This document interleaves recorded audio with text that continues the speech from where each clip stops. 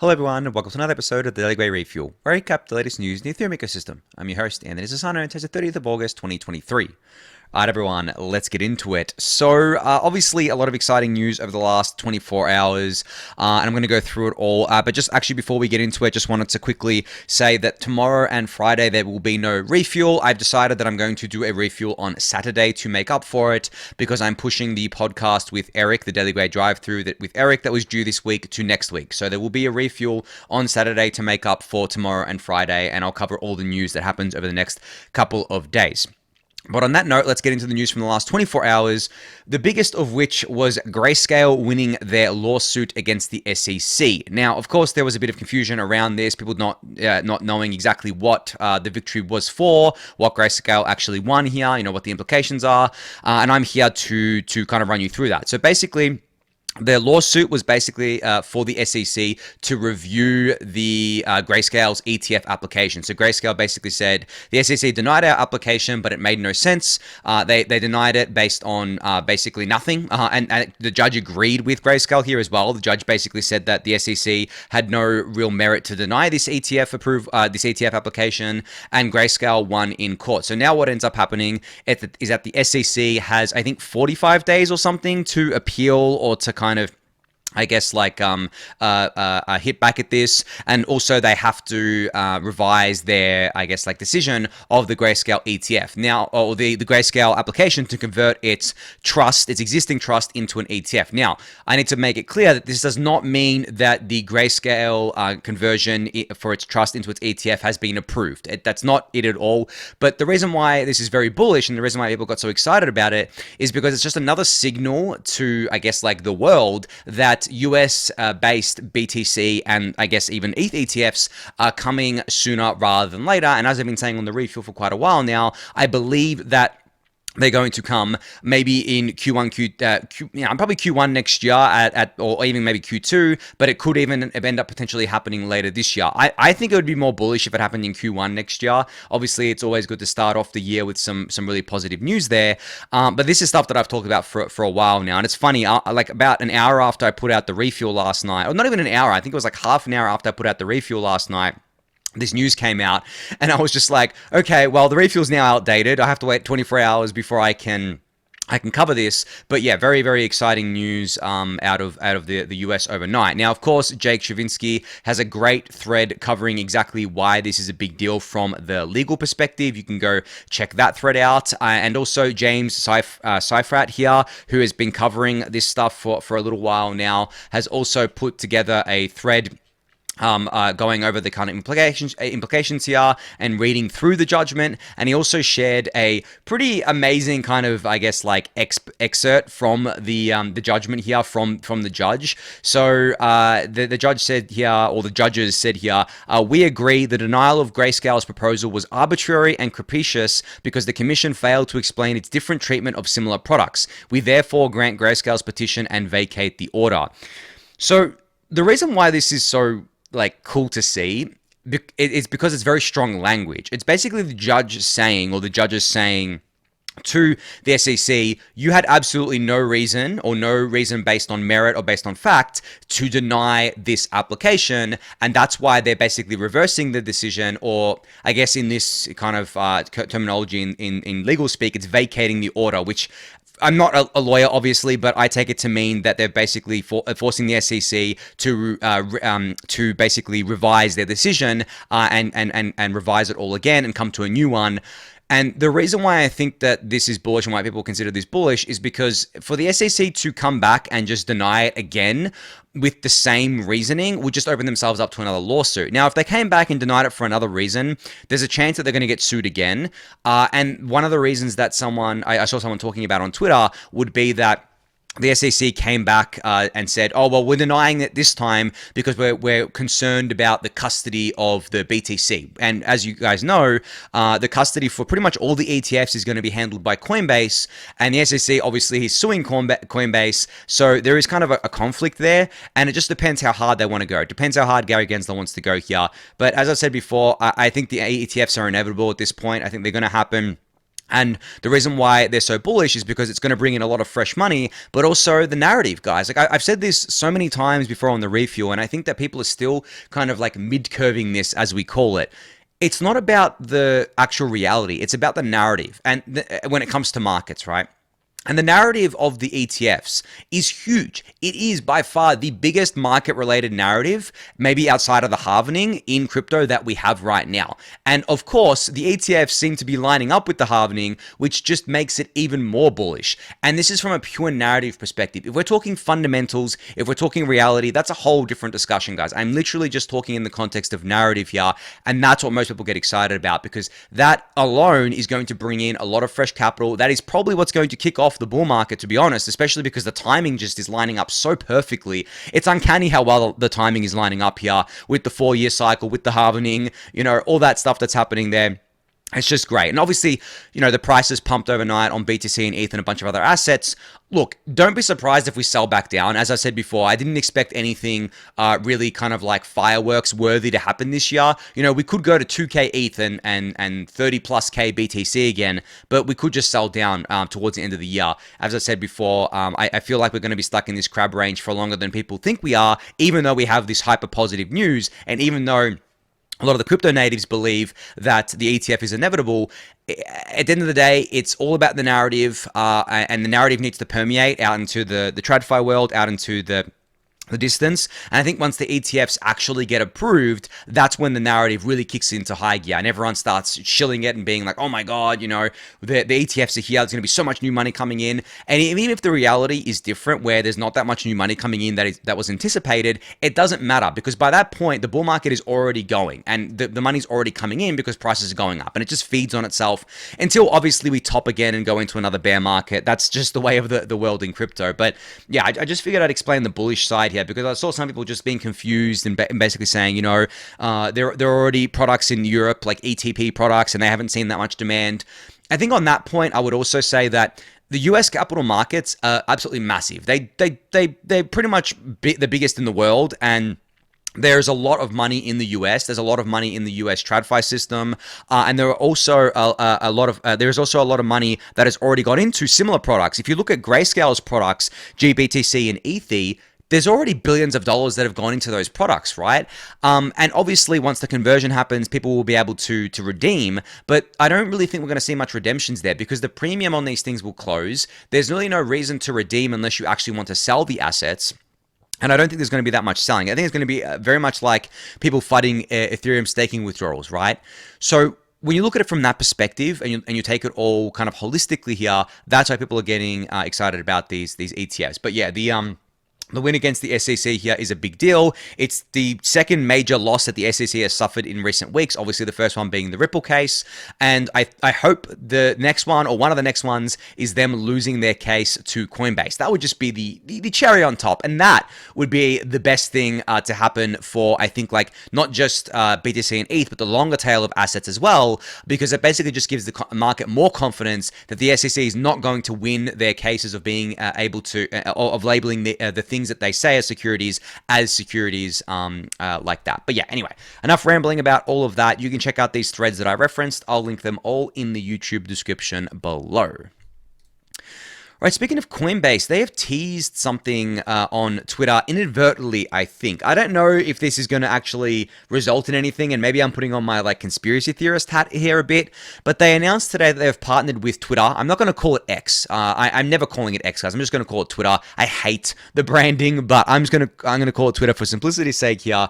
But they announced that they're partnering with Twitter on the launch of a shiny new hiring feature directly in Coinbase's profile, so you can explore job opportunities while you scroll Twitter on mobile, desktop, and beyond. And you can go to Coinbase's profile, and I don't know if this is rolled out yet because I'm not seeing it on my screen just yet. Maybe it's not available to people in Australia. Maybe it's US only. But yeah, you can see it in the screenshot what this actually looks like. The roles basically end up kind of right on the Coinbase profile here, right above the fold, which is pretty cool. Now, the reason I bring this up and why I say I've got my conspiracy hat on a little bit here is because I think yesterday there was news that came out that Twitter had gotten a kind of, I guess, approval for a money transmitter license, which means they can enable payments on the platform.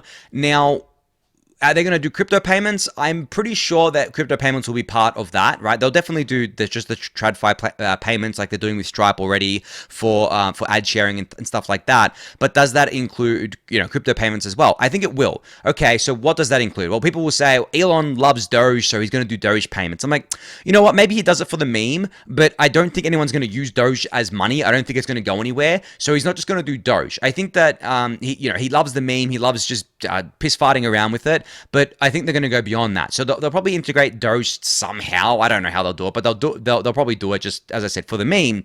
But I think they're also going to potentially partner with Coinbase on a payments platform and maybe even use Base to do it, which would be very bullish and very cool. Now, as I said, this is pure speculation on my behalf, very tinfoil hatty here, very conspiracy hat, but I think that'd be really cool. Considering that Coinbase is already working with Twitter on other features here, it would make a lot of sense, especially when it comes to payments. So yeah, just something I'm keeping an eye on and something that I wanted to bring up with you guys because if I call it now and then I'm right, I can reference back to this video and say, hey guys, I told you so, and then collect a little bit of a clout, right? But anyway, moving on. So just one update out of the core dev ecosystem today. So Sam Wilson, one of the Ethereum researchers, shared that the official release of the Ethereum execution layer specification has now been published. So the TLDR is that this what they published today, which is EELS, is an execution layer reference implementation in Python. It's up to date with mainnet. It fills tests and passes existing ones, and there's an example of an EIP implemented in EELS below. So obviously it's supposed to be said EELS. That's why there's a picture of an eel here. But yeah, this is one for the developers out there. It's one for the people who are very interested in obviously working on core protocol stuff. This has been a long time coming from what I can tell. It's been worked on for quite a while now. And as I said, it is a specification, reference implementation of the execution layer in Python. So if this is interesting to you, if this is something that piques your interest just generally, not even just as a developer, you can go check this out. I'll link it in the YouTube description below. All right, so I figured I'd just remind you guys a bit about what Offchain Labs is building with Stylus. So there is a criticism of Ethereum that kind of gets made from time to time that, Ethereum is only limited to the EVM, which is only limited to Solidity, which basically, forces people to learn Solidity, and all the other developers out there can't use it unless they use Solidity. And that couldn't be further from the truth. It's true for Ethereum L1, but when it comes to L2s, it's a completely different story. We already have L2s that are live today that aren't EVM. Starknet, for example, is not an EVM chain. They do not use Solidity. They use their own language, Cairo, and it has usage, right? And now with Stylus, or I guess like this was announced a little while ago from Offchain Labs, what they're doing in the Arbitrum ecosystem is that they're upgrading the system to allow for support of any and all programming languages, including popular favorites such as Rust, C, and C++, while maintaining EVM equivalence. So the cool thing about this, and one big thing it enables, is potentially safer contracts, faster executing contracts, and as a consequence of that, lower fee smart contracts across the board as well. So you aren't just limited to Solidity anymore. And the really cool thing about this is that they're using WebAssembly to enable this, or WASM, which was actually originally part of the Ethereum Layer 1 roadmap when we had execution sharding in the roadmap. And I've explained this before on the Refuel, but the whole idea of execution sharding was basically the same as what we have with Layer 2s today, where each shard would be a different kind of world. So you could have a shard for like WASM, and there was actually going to be a WASM shard, and you can have a shard for something else. A shard for payments, a shard for DeFi. And it starts to look a lot like what the Layer 2 ecosystem is today, right? So we basically abandoned execution sharding because we believed that the rollup centric roadmap was a better path forward for this. And now Offchain Labs is taking that on board and basically saying, well, we're going to do not just the EVM, but we're going to do the WASM VM as well. And we're going to make this all compatible with each other. So this is a huge deal, guys. This is something, as I said, it's a criticism of Ethereum that you can only use Solidity, or, Solidity is the main language. You can use other languages at Layer 1, but Solidity is really the vast majority of the code that's written there. But on Layer 2, it becomes much more expressive, and you can pretty much use any language that you want, really, which is very cool. But anyway, Offchain Labs did a whole thread on this, which I'll link in the YouTube description below for you to check out. All right, an exciting announcement out of the Polygon ecosystem today. So they've announced something called the Polygon CDK, or Chain Development Kit. So I guess, like, to use an analogy here, this is very similar to what Optimism has with their OP stack, where essentially you can build your own chain using Polygon's technology and connect it to all the other chains that are built using the same technology for an interoperable design. You can see in this picture what this actually kind of looks like. So there's these ZK-powered layer 2s that live on Ethereum. They share provers, they share virtual machines, they share data availability and sequences, and that way they're interoperable. And at the heart of it, of course, is the new, I guess, like, not the new, but like the POL token, which is the token of the Polygon ecosystem that's going to be converted from Matic. You guys know I announced this the other day that Matic is going to be doing a one-to-one conversion from Matic to POL, and that's going to basically be responsible for staking on all of these chains, and potentially if the chains want to use them as gas fees and stuff like that. So that's all in there. And also restaking. So with this chain development kit, developers can do the same thing that they're doing with the OP stack today, basically build their chain using Polygon's technology and connect it into all the other chains, including in the future the Polygon POS chain, the current Polygon ZK AVM, the immutable ZK AVM as well, which is built on Polygon's technology. So to create a unified, a kind of like interoperable ecosystem, very similar to the, I guess, like Optimism superchain that they're building, right? So very cool to see that this is what the generalized platforms are focusing on. I've said it before, I think the generalized L2s need to focus on basically giving the tools and making the tools for people to develop their own app L2s, because there's only going to be a handful of successful generalized L2s, and there's going to be a plethora of appchain L2s. I'm not sure how many of them will be successful, but the analogy I use is that a generalized L2 is kind of like a big shopping mall, for example, right? Whereas an app layer L2 is a single store, right? A single store, whether it's maybe a boutique store, maybe it's a chain store, right? Where Uniswap, for example, will have like an app chain, but Uniswap will also be deployed on all the generalized layer 2s out there. But then you have something like DYDX, which isn't deployed on the generalized L2s. It's its own L2, right? So that's the kind of analogy that I use here. And I think, Polygon, Optimism, ZK Sync, and a few of the other generalized L2s out there are going to go down this path and essentially enable this for people to build on, enable it for developers to build on, which I think is very cool. So you can go check out the Polygon Chain Development Kit for yourself. I'll link all the information in the YouTube description below for you to do so. All right, speaking of ZK stuff, there is a new Etherscan Explorer for Scroll for Scroll's testnet. So this is basically Etherscan's answer to a Explorer for Scroll itself. Obviously, just testnet right now, but this is one of the final things, I guess, before we to go live before we see mainnet. Obviously, this has happened for pretty much all the L2s out there. So Scroll's mainnet shouldn't be too far away from now.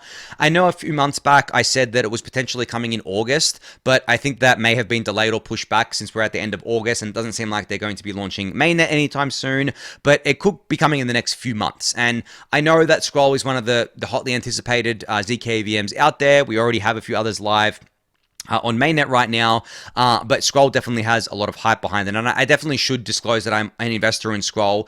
I mean, it's funny. I'm an investor in all these L2s, and I have to disclose it every time because I feel like I should, considering that I'm sort of shilling it here.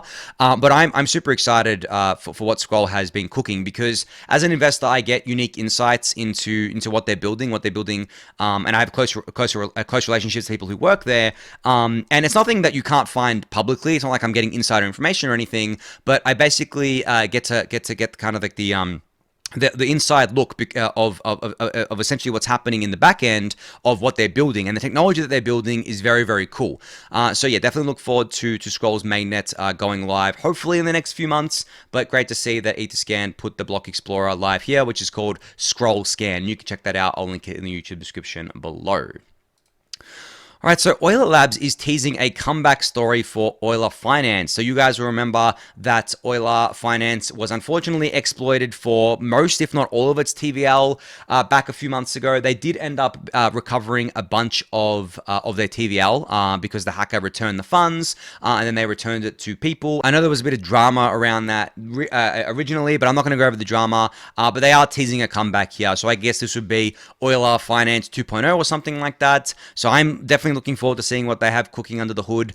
I know that people are going to be weary of putting money into their contracts just because they've already been exploited, and that's totally fair. I don't think anyone should be blamed for being weary here, and I think that people should let it bake for quite a while before putting money into really any contract, to be honest. I mean, personally, when I test out apps, it's with really small amounts of money. It's not like I'm putting my whole net worth into these things. And you know what? Even with ETH staking, I was the same. So I set up one validator originally when I originally deposited it before November 24th, which was the final date to deposit if you wanted to have a validator go live at Genesis on December 1st, 2020. And then slowly over time, I added more and more as I got more confident in it. I didn't just put all my money in it at once. And of course, now you guys know that most of my ETH is staked with both solo staking and Rocket Pool. And it actually took me a while to put money into Rocket Pool as well. So I'm very cautious, very conservative. And maybe I've missed out on gains by doing that. I mean, I've definitely missed out on gains by doing that. But I take the more conservative approach of, okay, I missed out on maybe this much gains, but I also saved myself from losing everything, sort of thing, in the potential worst case. So always good to keep that in mind when interacting with any contracts, but I will understand if Euler Finance 2.0, I guess I can call it, will have a bit of a slower uptick just because people are more cautious since their original contracts were exploited. But still huge fans of the project. Obviously, you guys know I'm an investor in them, but I think they're building a bunch of really cool things. So I'm excited to see what they release when it's time to do so. All right, there is a brand new multisig that has been announced today. So you guys know that the one and really only popular multisig in the Ethereum ecosystem right now is the Safe multisig from Gnosis. And obviously, it's not great to just have one multisig. There was another one back in the day, or the original one, the Parody multisig, but that got exploited twice. Obviously, once a multisig has been exploited even once, it's pretty much dead. But second time, yeah, you're like more than dead. It's like you came back to life and you were killed again, basically. But no, there's a new one that's come out of the Instadapp ecosystem, and they're calling this the Avocado multisig. So they're advertising it as a secure and user-friendly multisig, the ultimate solution for individuals, teams, and institutions alike. And you can see the nice little interface that they have going here for you, and on all the description about exactly all the apps that they have and everything that they're supporting, and their audits, of course. And you can go check that out for yourself. But I guess like the same stuff I was just talking about when it came to generally putting money into smart contracts. Multisig, same thing, guys. I mean, if anything in crypto is like the biggest honeypot for hackers and exploits, it is multisigs. Besides bridges are a pretty big honeypot, but besides that, multisigs are huge honeypots, guys. Like, they're massive. And obviously, you need to wait a while for them to bake before you can even trust that they are secure. But there's always a risk with it. Now, I think with Safe, with I guess like Gnosis Safe, they've been around for quite a while now. I struggle to kind of like still trust these things. I do have a lot of addresses, a lot of multisigs here and there. But multisigs can be argued to be generally even more secure than hardware wallets, because you can obviously set up multiple signers. So you can actually set up multiple hardware wallets as signers. So instead of, for example, splitting up your seed phrase with Shamir secrets sharing or some other thing, you basically just split up your hardware wallets, and then basically give those hardware wallets to different people. Now, of course, you run the risk of the hardware failing and then needing the seed phrases anyway, but it just adds another layer of security there, and it allows you to basically have better peace of mind. But the trade-off is that, as I said, you need to wait for these new multisigs to bake for a while before you can even trust them with money, because if they're exploited, that basically drains everything. And I actually do wonder sometimes that I think Gnosis has like $100 billion in their multisigs. If that was all exploited and stolen, would we have the DAO situation where the chain doesn't get rolled back, but we have another irregular state change where the entire Ethereum community comes together and says, well, okay, everyone is pretty much destroyed by this exploit. We need to reverse, or at least like change this, what happened here. I honestly don't know. I said before that I think that in pretty much like all cases, there would be no, I guess you could call it a bailout, whatever you want to call it. But when it comes to something that is potentially systematic for the ecosystem, like a multi-sig being exploited of significant size, then it becomes a different question, because essentially the community decides what the real Ethereum is. And if the community comes together and says, well, we need to reverse this, or we need to change what happened here because the majority of the community is wrecked, then it makes a lot of sense in that. And that's what happened with the DAO, basically, because the majority of the community was wrecked because they all put some sort of some amount of ETH into the DAO. So that's what happened there. Obviously, it would be extremely messy, and I'm talking about something that has a very, very low chance of even happening. But at the same time, I wouldn't rely on that either, right? If you put money into these things and they get exploited, I definitely wouldn't rely on Ethereum social consensus saving you, because there is a chance that it doesn't as well, especially if it's a smaller scale thing. As we've seen in the past, there's been plenty of hacks and exploits on Ethereum, and not one of them has been changed except the DAO. And that was so long ago now, and that was very early on in Ethereum's life. Ethereum was only 1 year old. It was only live for 1 year at that point when the DAO hack happened in 2016. We're in 2023. It's been 7 years since then. So yeah, I think that when talking about that, you should definitely consider all of that. But anyway, you can go check out at the Avocado multisig. I'll link this in the YouTube description below for you to do so. All right, last up here, just a shout out to Farcaster. Their DAUs have been going up only for a long time now. So daily active users have been going up only. They're exiting open closed beta and entering the kind of like public beta, I guess you could call it, very, very soon. I don't know exactly when that is, but it's going to be very soon here. I don't have any invites left, so they disabled the invite, so please don't ask for an invite. You'll be disappointed since I have none left. But once it's open to the public, as I said, all new users will register and have to pay $5 a year, which, as I discussed, I think yesterday or the day before, that's like a bargain, honestly, guys. Like, Farcaster is an awesome platform. I've been using it more and more lately. I've been enjoying using it as well, which is the main factor, of course. I've been using Warpcast as my main interface into it, but there are other ones out there that you can use as well. But yeah, great to see that the DAU has been up only, and I expect that to continue. Honestly, I could see Farcaster potentially having hundreds of thousands of users, daily active users, relatively quickly once they open up publicly, especially in like a crypto bull market where we have all this influx of people that want to try out these new protocols. Yeah, so you can go check this out. You can go check out Farcaster once it's open. But yeah, I've got no more invites left, unfortunately. But now, speaking of invites, you guys really got me to the top of the leaderboard here. So besides the founder, Dan Romero of Farcaster, who sent out 3,200 invites to users, I was number one by a long shot. I invited 146 people, all, I think, Daily Gwei fans. So kudos to all of you who reached out for an invite here. But yeah, I invited 146 people to the Farcaster platform, which puts me at the top of the leaderboard besides the founder. And the second place was 96. So I was basically 50 invites ahead of a second place. And you can see it on the chart here. I was just well and ahead in first place. But that's got really nothing to do with me. That's got to do with you guys. You guys being engaged on the platform, engaged on watching the videos and reaching out to me and asking for an invite, and then obviously redeeming it and getting on there. You won't have to pay $5 for I think the first year or something like that. Then you'll pay that ongoing there, so you get that benefit as well. And you're also an early pioneer, an early user of a cool new kind of like technology here with Farcaster. But yeah, I do have to shout out and give you guys thanks here for this. I really appreciate you all. And yeah, if there's any other stuff like this in the future where I have invites to stuff, I'll definitely be sure to shout that out on the refuel.